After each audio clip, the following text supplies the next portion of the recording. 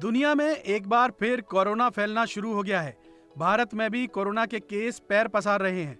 ऐसे में ये जानना बहुत जरूरी है कि आखिर ये कोरोना का नया वायरस क्या है, ये कितना खतरनाक है, ये कैसे हमारे शरीर को प्रभावित करता है और इसके लक्षण क्या है, इससे बचने का तरीका क्या है।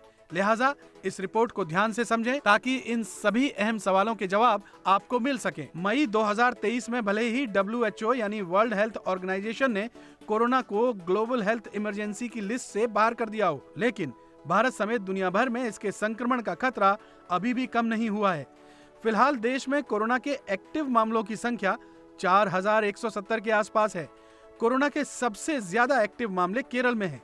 यहाँ संक्रमित मरीजों की संख्या 3096 के आसपास है। वहीं कर्नाटक 436 एक्टिव केसेस के साथ दूसरे और महाराष्ट्र 168 केसेस के साथ तीसरे नंबर पर है। दरअसल पिछले कुछ दिनों में भारत, अमेरिका, सिंगापुर, चीन और मलेशिया समेत कई यूरोपीय देशों में कोरोना वायरस के नए सब वेरिएंट JN1 का कहर देखा गया है। जर्नल पेडियाट्रिक में प्रकाशित एक रिसर्च की माने तो कोरोना की वजह से सिर्फ टेस्ट और स्मेल प्रॉब्लम के साथ ही वोकल कॉर्ड पैरालिसिस का भी खतरा है, यानी आपके गले की आवाज भी जा सकती है।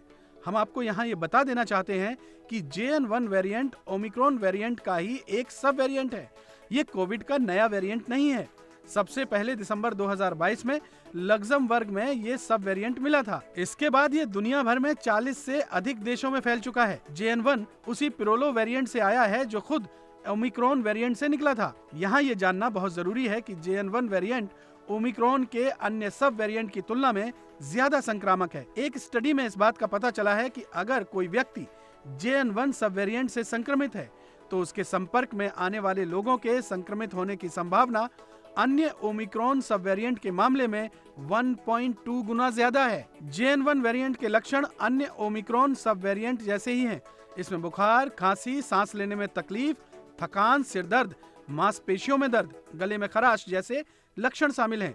कुछ मामलों में JN1 वेरिएंट से संक्रमित व्यक्ति को स्वाद न आना, स्मेल न आना और उल्टी और दस्त जैसे लक्षण भी महसूस हो सकते हैं। अगर आपको भी इस तरह के लक्षण महसूस हो रहे हैं तो आपको फौरन एक्सपर्ट डॉक्टर की सलाह लेनी चाहिए। हालांकि WHO ने JN1 वेरिएंट को वेरिएंट ऑफ इंटरेस्ट की कैटेगरी में रखा है। असल में WHO की ओर से वेरिएंट ऑफ इंटरेस्ट में कोरोना वायरस के उस वेरिएंट को शामिल किया जाता है जो ज्यादा खतरनाक नहीं होता।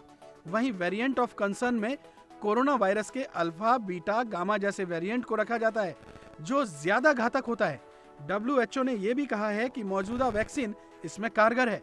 वैक्सीन इसके जोखिम से मरीजों को बचाती है। वहीं कई एक्सपर्ट्स ने इस बात की भी तस्दीक की है कि अभी JN1 के लक्षण ज्यादा गंभीर नहीं है और इससे ज्यादा खतरा भी नहीं है, लेकिन आने वाले समय में इसके और म्यूटेशन देखने को मिलेंगे।